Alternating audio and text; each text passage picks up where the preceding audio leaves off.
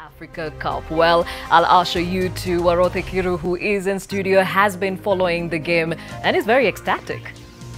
Yes, Gladys, it is quite lovely to watch youngsters doing us proud. And the man of the moment is Issa Emuria. He saved 2 penalties and it was quite a dramatic finale. Kenyans deserved winners, St. Anthony's Kitale deserved winners because they actually dominated the game, had so many chances to score in the 70 minutes of the game, but when it came to penalties, they did come out tops 3-2 on penalties. And before that, Moi Girls Nangili had beaten, who are the Kenyan representatives, had beaten Zimbabwe 1-0, and earlier on, Botswana beat Zambia 5-4 on penalties after their match had ended 1-1. We'll be keeping tabs on that. Hopefully we'll see the trophy presentation in this bulletin. If not, we'll see it on Top Sport, which comes to you after this news update. Definitely looking forward to it. Warothe Kiru with the latest from that inaugural Coca-Cola Under-16 Africa Cup, where Kenya has done us proud. Well, the national rollout of the new curriculum is going to happen in 2020,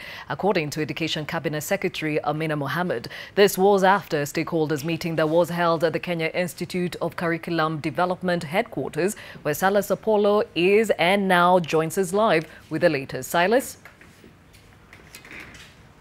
Yes, Gladys, it's been a 4-hour meeting, of course, by the Education Cabinet Secretary Amina Mohammed, of course, where they were exploring the possible ways in which, of course, they can roll out the competency-based curriculum, of course, which has been an issue. You remember, early this week, of course, there are reports that she told a Senate committee, of course, that the country was not ready to roll out the competency-based curriculum because of a lack of consultations and a number of issues, of course, that had been raised and which, of course, a number of stakeholders were feeling had not been addressed.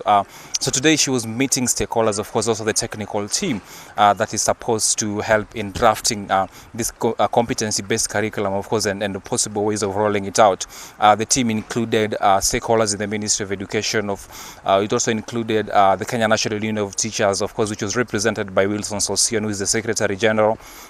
Of course, there are also representatives from the Kenya Institute of Curriculum Development, of course, which has been spearheading the implementation of this CBC. And of course, after the 4-hour meeting, which began at about 9 a.m., of course, there was a press conference, of course, by the CS, where she says that the stakeholders have agreed that the implementation will be moved by 1 more year, that is from 2019 to 2020, just to allow time so that some of the concerns that had been raised are addressed. Of course, besides that, of course, there was also the piloting process, of course, which was supposed to have ended. And so because the implementation has been pushed by 1 more year, of course, the piloting process will also be pushed by another year. That means the piloting process, of course, also begin next year in January. Another major announcement, of course, that she made was that there's going to be training of tutors, of course, in the technical training colleges, which she says is supposed to begin in January 2019.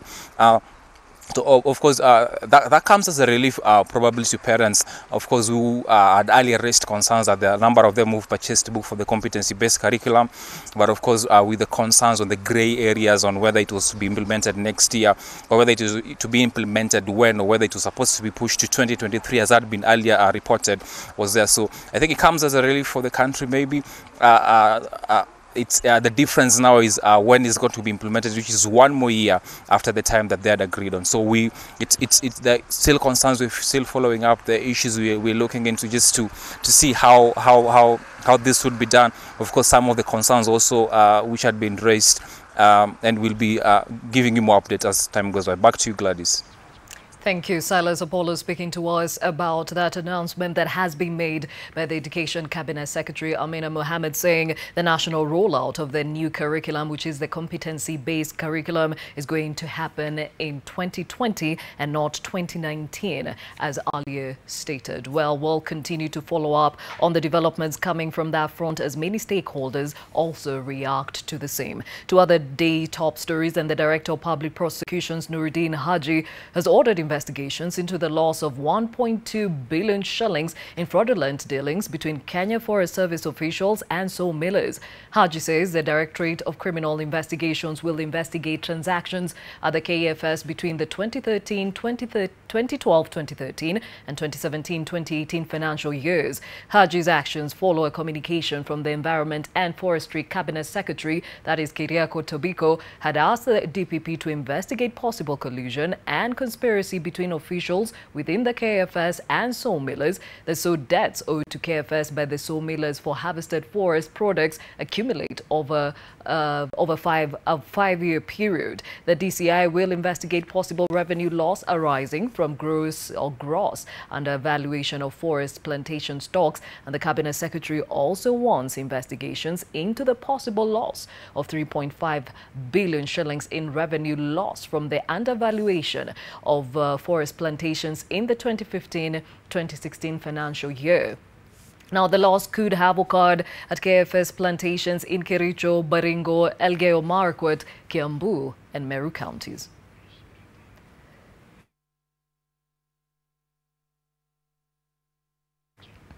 West Pokot leaders are decrying increased cases of crime in Kapenguria town, accusing the security personnel for failing in their job. The leaders, led by Deputy Governor Nicholas Atudonyang, claim the security apparatus have been neglecting matters of high sensitivity and have neither had follow-ups nor issued updates. The car syndicate has so far allegedly stolen over 4 vehicles in 1 week. Atudonyang has sounded a stern demand on the security apparatus to share findings on the matter. Parts of the county of West Pokot have been experiencing many cases of theft of motorbikes, and now this has escalated to cars.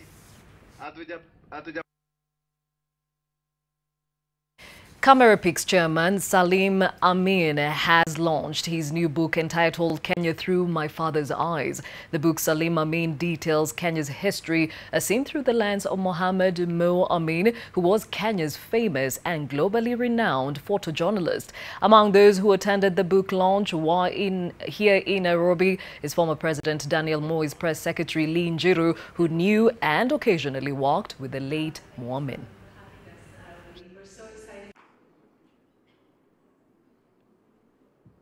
Once again, Mohammed sometimes appeared chaotic and invasive, but given to him, his appearance on the scene gave functions a touch of pomp, a touch of color, and a touch of seriousness. His mere presence was overpowering. His chutzpah, inner spirit, and driving force were inscrutable.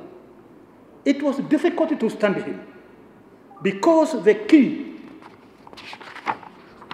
to his reservoir was hidden in a place which I think he himself did not know. His lens documented some of the most important events in our country and continent's history. For the better part of 4 decades, he was known as the Eye of Africa. He would bring stories to the world's attention and work tirelessly to make sure actions were taken. He was the voice for those that could not tell their tragic story or share their successes. Well, Baringo County and residents of Serei location took to the streets to protest the move by the Kenya Power Company to pull down poles and power lines put up by the Rural Electrification Authority under the last mile connectivity program, that is, and the Kenya Power says the connections were done illegally.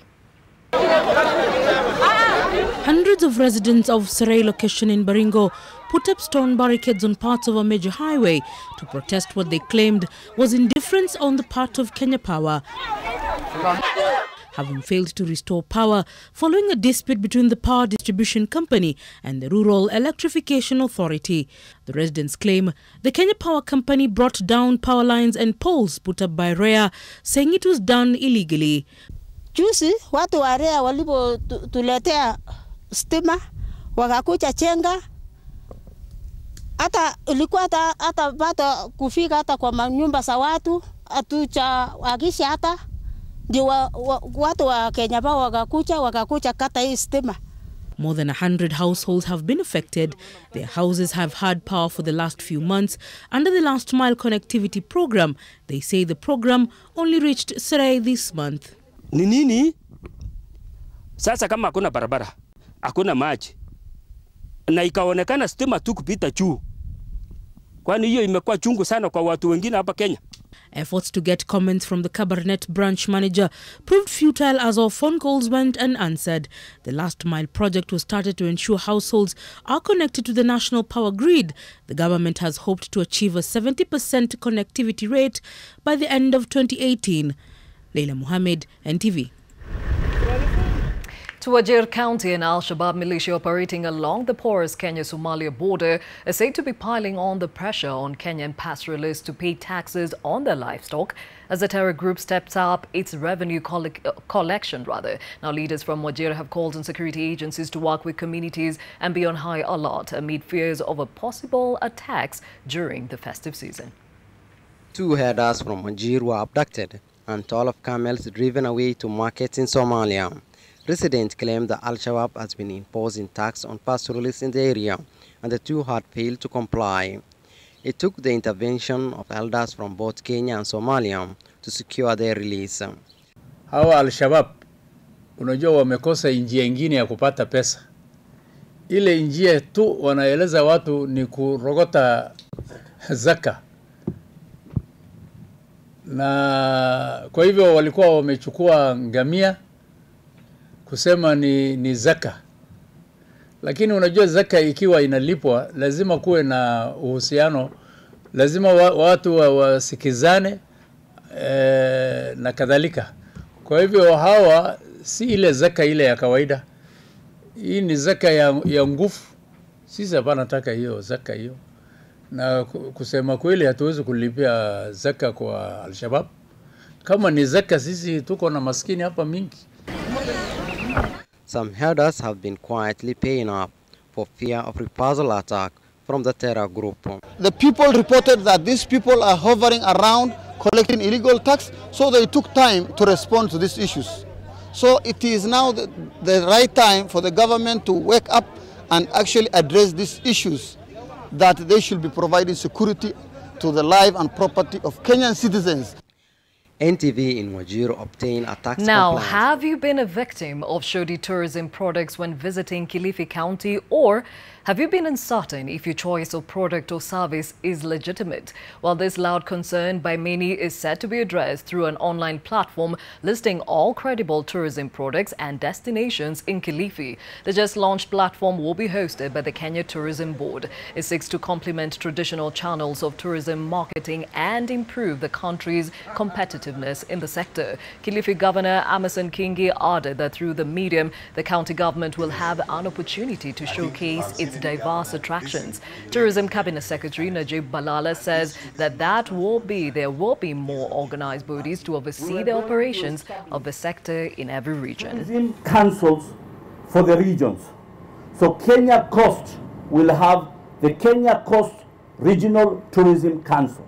That will be a partnership between the private sector and the county government so that they can be able to make one agenda for the economy.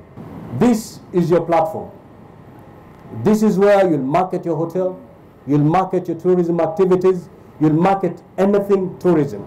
And therefore, please make sure you're marketing the best product.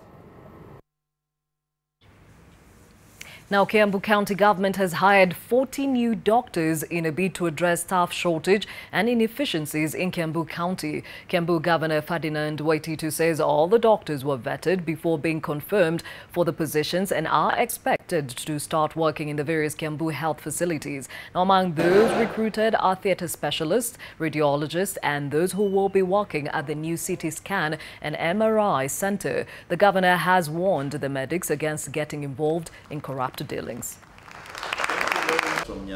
This is to address the gaps that we have been experiencing in the county, largely attributed also to the huge numbers of particularly the medical practitioners who are on training in the county.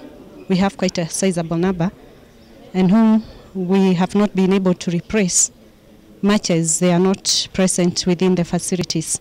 As the head of the county government, I'll make sure that at least finances are available to buy medicines and equipment on time, and also to make sure that at least their salaries are there.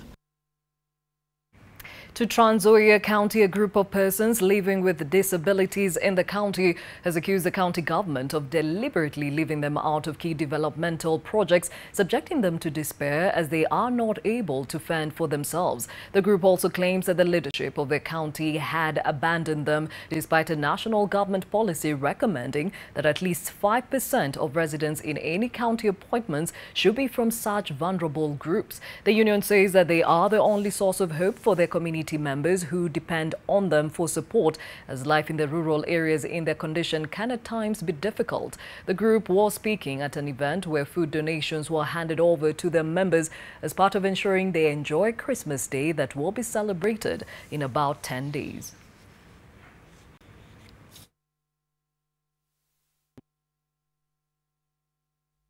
Niaje, want to invest in a biashara that will take your hustle to the next level?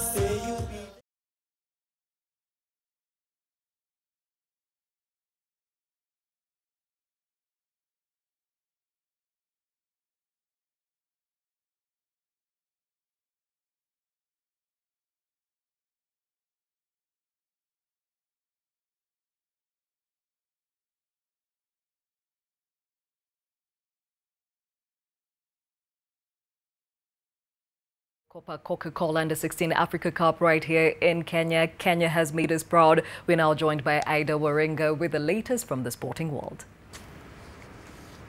Thanks, Gladys. Quite the sporty Saturday, and of course, huge congratulations to the Kenya Under-16 team for winning that Coca-Cola on post-match penalties. Let's get right into it. SportPesa Shield winners Kariobangi Sharks have their work cut out when they host Ghanaian giants Asante Kotoko in a CAF Confederations Cup, a first-round, first leg match at the Kasarani Stadium at 3 p.m. Well, Sharks, who knocked out Djibouti side Artar Sola 9-1 on aggregate in the preliminary round, will be aiming to capitalize on home advantage. Kotoko, who are 24-time Ghanaian champions, were given a bite this round after their preliminary round opponents, edging Sport of Cameroon, fails to register in time. While the aggregate winner of this clash will join 15 other teams in the two-leg playoff against 16 CAF Champions League first-round losers to fight for slot in the lucrative group stage.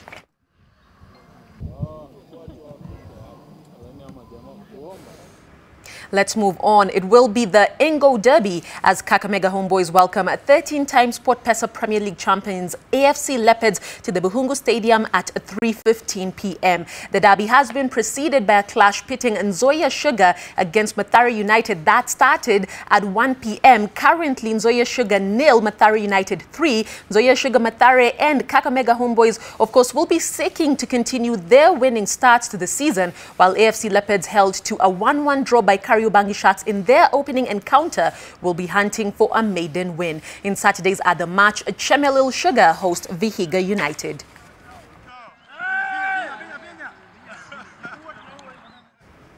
Well, to the international scene now, where Mohamed Salah is the 2018 BBC African Footballer of the Year.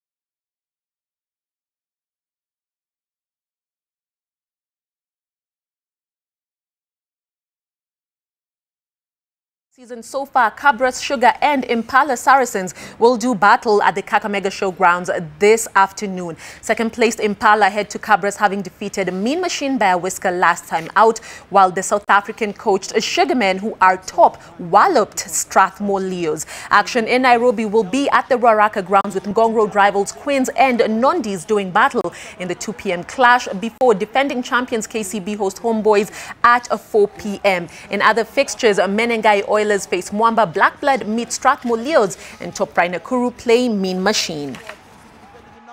Patrice Agunda, has he gone over the chalk? Godwin says his players. Makori once again plays it to Tyson Okoth. That is it at full time. We will, of course, continue to update you with those scores. Those games, majority are currently ongoing. Let's move on. The Tour de Machakos, Kenya's answer to the Tour de France, will conclude today with the cyclists covering around 100 kilometers. The final stage, which is the fourth and longest, will see cyclists ride from Machakos, Koma, Kangundo, Kakuyuni, Kathiani, and then back to Machakos town. The third stage, held Friday, saw riders tackle 30 kilometers from Kaloleni area of Machakos to Komarok and back in a terrain that was hilly and sloppy. Among the cyclists who are in action are 12-year-old Lobo Michael from Uganda One More Child Cycling Club, who participated in the joint team race, and Rita Zagoni, a Hungarian national.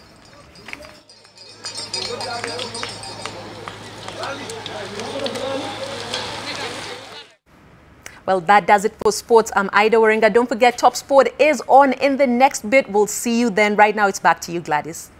Thank you, Ida, with the latest from the sporting world. Again, as she said, Top Sport is next. Do stay with us. And speaking of which, being able to change both mind and tact, it seems, is an art every politician with ambition must learn. With the handshake fever catching on, both language and meaning are changing fast amid a rush and scramble to be found on the politically correct side. It's all about strategy of the survival kind, and it takes timing and luck. And as Emmanuel Juma now reports on Bullseye, the phrase "your dreams are valid" rings true for the two chief executives of neighboring Nairobi and Kiambu counties.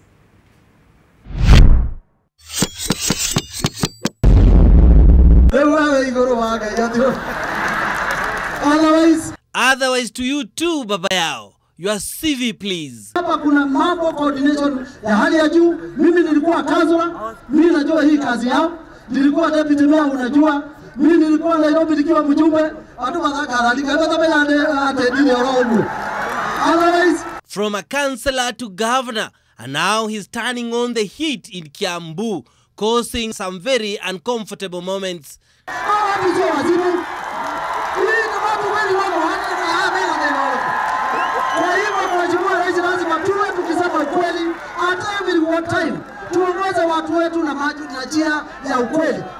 Hawa vijana ambao wananifanya hivi hawanipendi. Hawanipendi kwa sababu mimi huwa nasema kabla wapewe pesa na baba yao, lazima watibiwe wale wako na shida ya kulea. Hawa utawapeleka watu 6,500. Utawapeleka rehab gani? From Kiambu to Nairobi, sweaty moments here as well. And it had to do with matters of bookkeeping. Your CV too, Bwana Sonko. I was a criminal. I've been jailed. Yeah. I did cases. I was acquitted.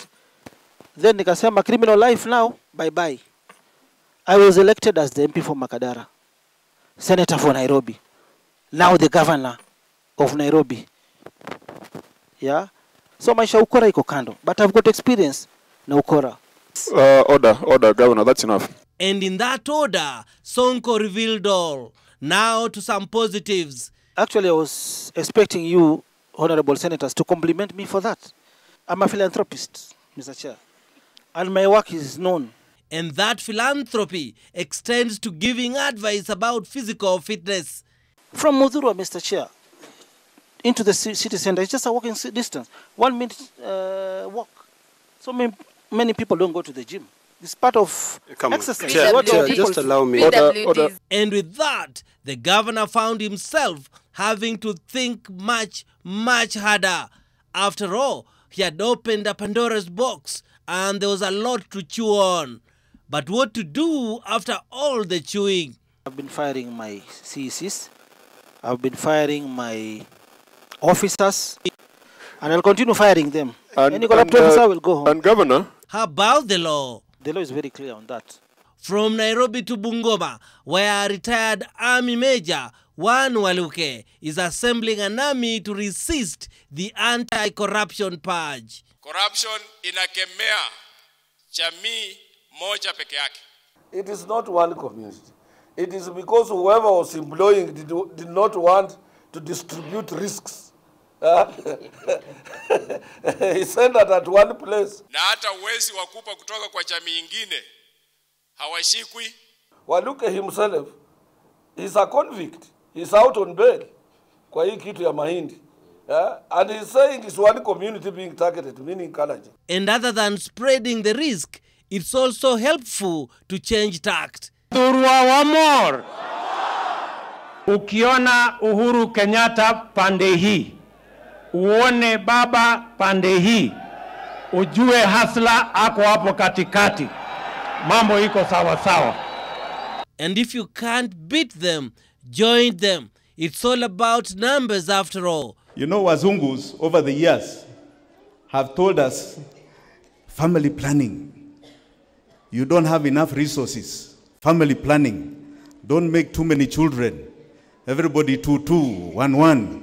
You don't have the money, you don't have the land, you don't have the food. In effect. So what's Jimmy suggesting? People get married. Make babies. We want many, many children in this republic. Let us make babies in the family unit. If we unfortunately don't succeed there, we do it elsewhere. But these children, I'm sorry to say, are our power today and our power tomorrow. Nipigie makofi. Those claps, if you listen carefully, seem to be coming mainly from the male folk. Back to Kiambu. Breaking up and making up the YT2A. Otherwise, karibu sana, sana, sana, sana. Emmanuel Juma, Bullseye, NTV.